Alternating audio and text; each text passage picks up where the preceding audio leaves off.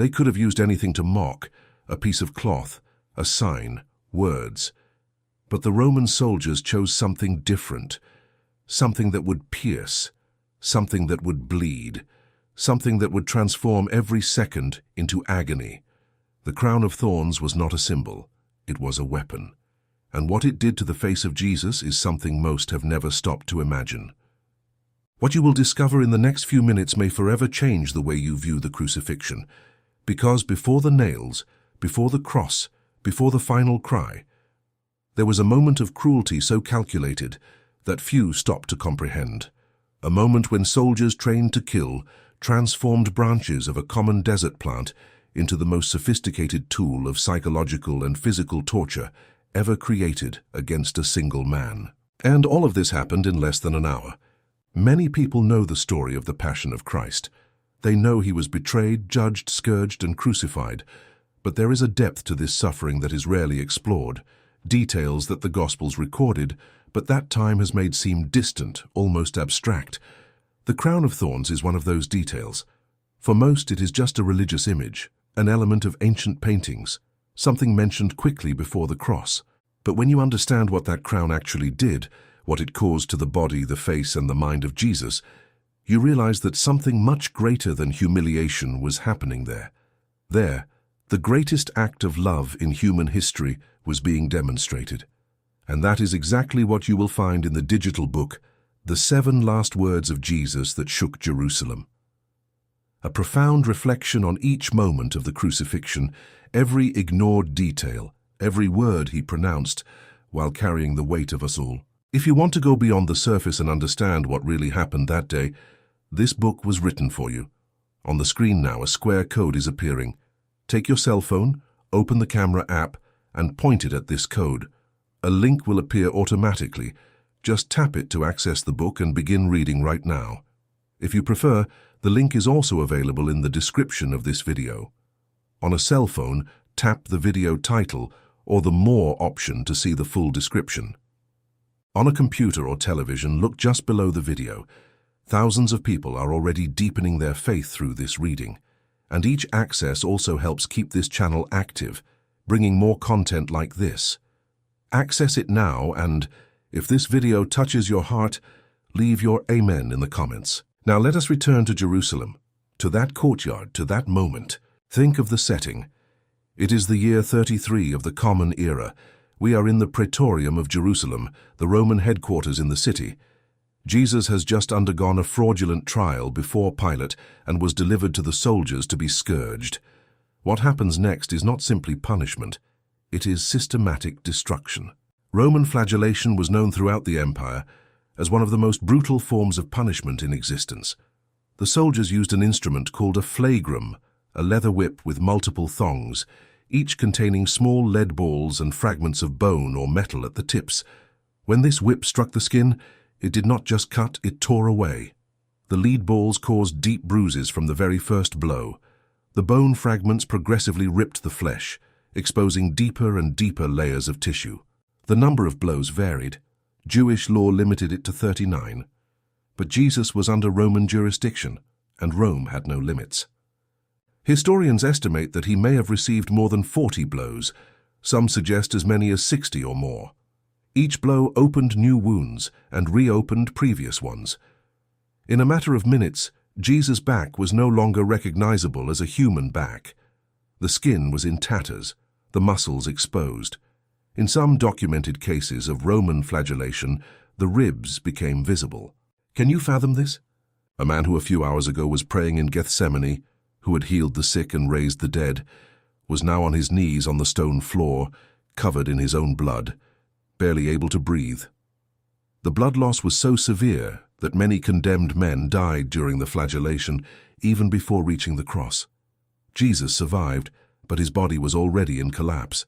And it was in this state that the soldiers decided to play. Matthew records in chapter 27 that after the flagellation, the soldiers took Jesus inside the Praetorium and gathered the entire cohort around him. A standard Roman cohort had between 480 and 600 men. Even if only part of it was present, we are talking about dozens at perhaps more than 100, professional soldiers surrounding a single broken man. They knew the accusation. King of the Jews, and they decided to turn that into entertainment. First, they stripped him of his bloodied clothes and placed upon him a scarlet or purple robe, the colors associated with royalty. Then they placed a reed in his right hand, imitating a scepter. And then came the crown. But what kind of crown was this? Do not think of something delicate or symbolic. The Roman soldiers were not interested in creating a decorative piece. They were interested in causing pain. They sought branches of thorny plants from the region, probably of the species known scientifically as Ziziphus spina Christi, a tree common in Palestine to this day. This plant possesses thorns that can exceed 5 centimeters in length. Some reach 8 centimeters. They are rigid as needles, sharp at the tips, and extremely difficult to break. Compare this to the size of a finger. Each thorn was capable of piercing the skin completely, traversing the scalp and reaching deep layers of tissue. And these branches were interwoven with one another, forming a rigid, circular structure.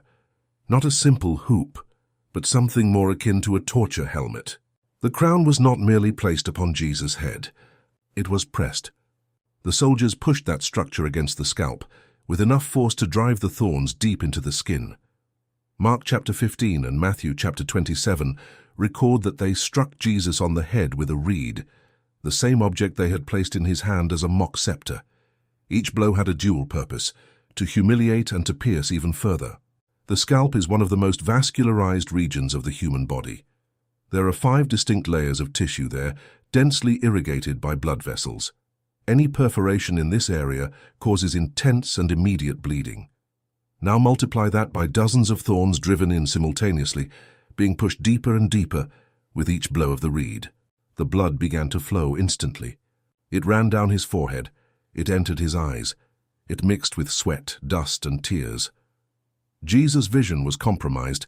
He could barely see through the red curtain that covered his face. The stinging in his eyes was constant. Swelling began to form around the wounds. Bruises multiplied. And the pain? The scalp possesses an extremely high concentration of nerve endings. Each thorn that penetrated that region activated multiple pain receptors simultaneously. Some thorns may have struck branches of the trigeminal nerve, responsible for facial sensitivity, causing lancinating pains that radiated through the entire skull, descending to the jaw and teeth. It was not just localized pain. It was a neurological explosion of suffering, and the soldiers continued to strike. They continued to laugh. They continued to kneel falsely and say, "Hail, King of the Jews," and then spitting in his face and striking him with their hands. The Gospel of Mark records that this mockery lasted a considerable time before they finally decided to lead him away for crucifixion. But the crown was not removed. It remained driven into his head during the entire journey to Golgotha, and here we need to understand what that meant in practical terms. The distance between the praetorium and the site of the crucifixion was approximately 600 meters. Some estimates suggest up to 800 meters, depending on the exact route. It may seem like little, but for a man who had lost a significant amount of blood, who was in a state of hypovolemic shock, who carried a wooden beam weighing between 30 and 40 kilograms upon his lacerated shoulders, every meter was an eternity. Imagine each step. The weight of the wood made the body lean forward. The head lowered naturally from the effort. Each tilt pressed the crown against the forehead. Each stumble on the irregular stones of the path made the body jar, and the thorns moved within the wounds, tearing the tissue in new directions. Jesus fell. The Gospels record that at a certain moment, the soldiers forced a man named Simon of Cyrene to carry the cross, because Jesus could no longer do so. Each fall meant impact on the ground, and each impact meant that the crown was pressed even further against the skull.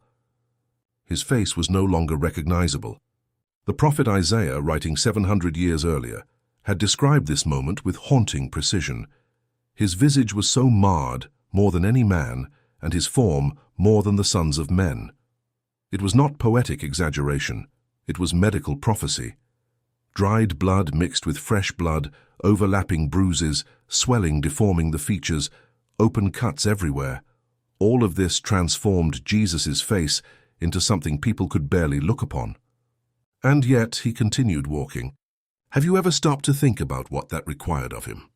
Not just physical strength, which at that point was completely exhausted, but strength of will, a conscious determination to continue when every fiber of the body screamed to stop.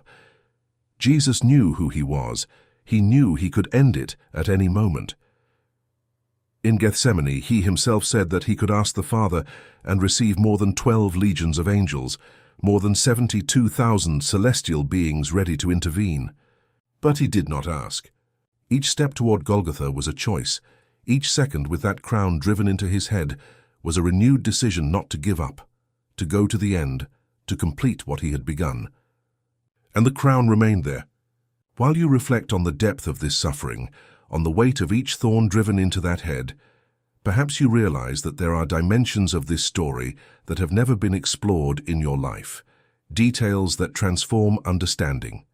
The digital book, The 7 Last Words of Jesus That Shook Jerusalem, dives exactly into these moments. Every word, every silence, every decision. Point your cell phone camera at the code on the screen or access the link in the description. Each access strengthens this channel and deepens your journey of faith.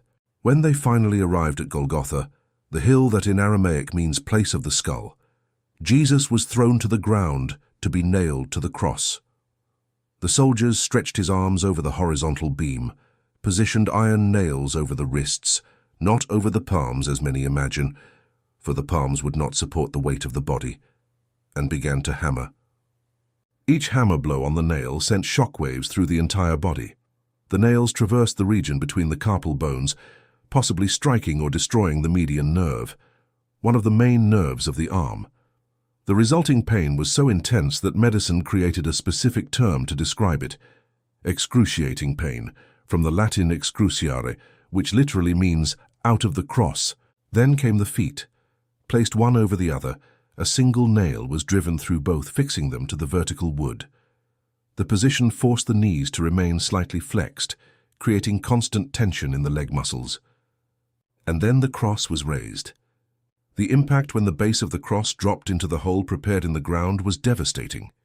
The entire body jarred, the nails tore a little more tissue, and the crown, which was still driven into the head, was pressed against the wood behind him. On the cross, death did not come quickly. Crucifixion was designed to prolong suffering for as long as possible. The primary cause of death was asphyxiation, but a slow, agonizing asphyxiation. In the position where the body hung suspended, with arms stretched to the sides, the intercostal muscles and the diaphragm were placed under extreme tension.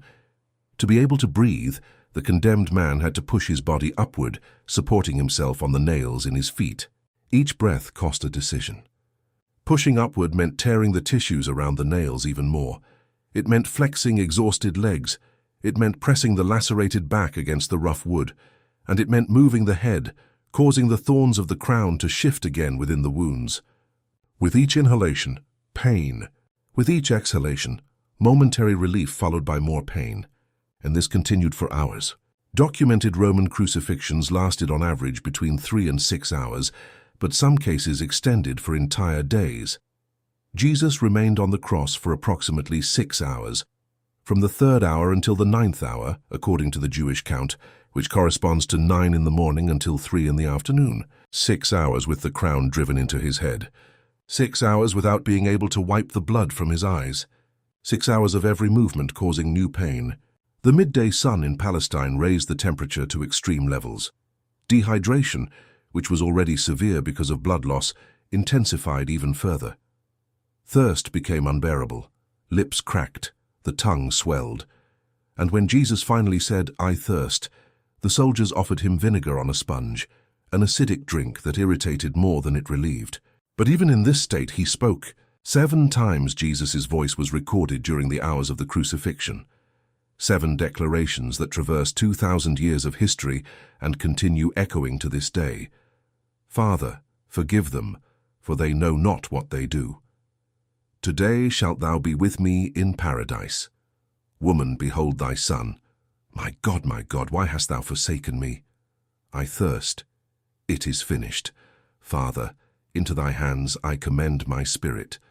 Each of these words was pronounced by a man who could barely breathe, a man whose face was unrecognizable, a man with a crown of thorns driven into his skull. And what makes this even more impressive? The first word was of forgiveness, not of anger, not of cursing, not of vengeance against those who had done all that to him. While the thorns still pierced his head, while the blood still flowed down his face, while the soldiers still mocked at the foot of the cross, he asked the Father to forgive them. What kind of love is this?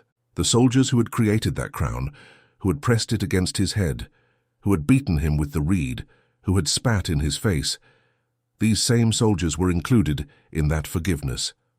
The religious leaders who had plotted his death, who had presented false witnesses, who now watched satisfied, they were also included. All were included. And when the 9th hour finally arrived, 3 in the afternoon, something extraordinary happened. The sky, which had been covered in darkness since noon, witnessed the last breath of the Son of God. "It is finished," he said, and he bowed his head. The crown was still there. The thorns were still driven in, but something had changed in the universe. The veil of the temple, a curtain approximately 18 meters high and about 10 centimeters thick, so heavy that according to Jewish tradition, 300 priests were needed to move it, tore from top to bottom. Not from bottom to top as if a man had done it, from top to bottom as if God were declaring that the way to his presence was finally open. The earth shook. Rocks split. Tombs opened. And a Roman centurion, an officer of the same army that had tortured Jesus, of the same force that had created the crown of thorns, looked at that body suspended on the cross and said the words that no Roman soldier should ever say about a crucified man. Truly this was the Son of God.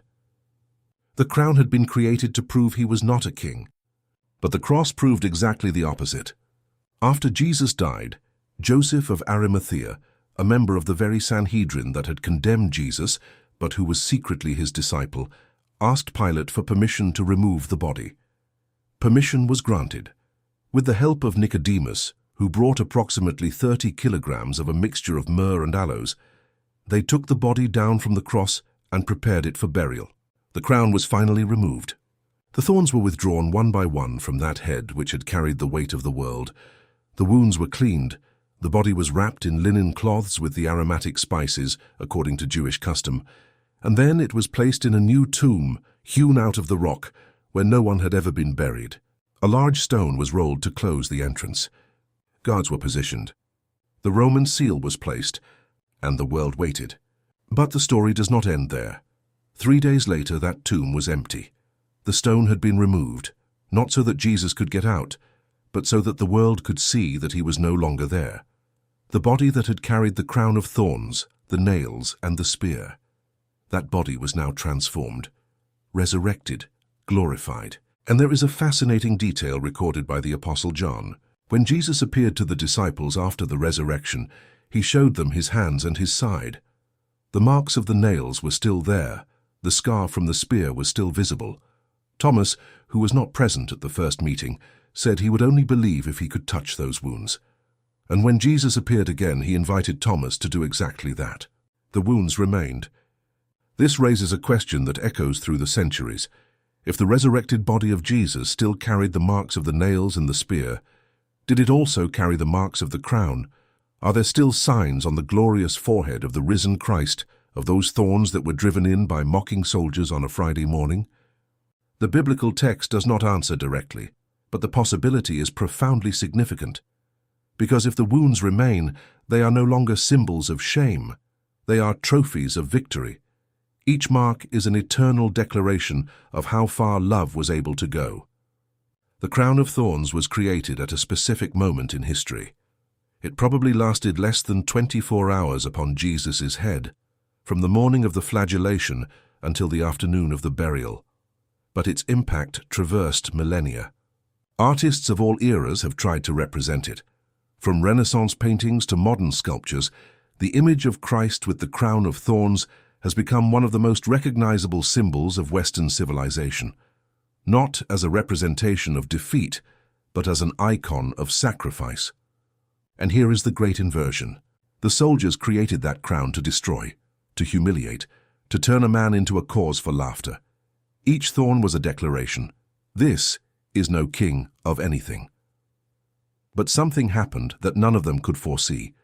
The crown that was meant to represent shame traversed the centuries as the most recognized symbol of sacrificial love in human history. Today, 2,000 years later, no one remembers the names of the soldiers who made it, but billions of people around the world know the one who wore it. The mockery turned into reverence, the scorn turned into adoration, and the thorns that were meant to pierce the dignity of a man ended up piercing the conscience of the entire human race. Because while the blood flowed from that wounded head, it was not defeat that was happening, it was redemption. You have reached the end of this video, and if you have come this far, it is because something in this story has deeply touched your heart. Every detail you have just learned, the pain of the thorns, the silence in the face of mockery, the choice to forgive even while bleeding, all of this points to a truth that can transform your life today. The digital book, The 7 Last Words of Jesus That Shook Jerusalem, was created to take you even deeper into this journey. For every word he pronounced on the cross, there is a message waiting to be discovered. Take your cell phone now, open the camera, and point it at the code on the screen. A secure link will appear. Just tap to access the book immediately. If you are on a cell phone, tap the video title or more to open the description, where the link is also available. On a computer or television, the link is just below the video. Every person who accesses this book helps keep this channel alive, producing more content like this. Access it now, and if this video transformed the way you see the sacrifice of Christ, leave your amen in the comments. Your faith matters, your decision matters, and what you do with this message can change everything.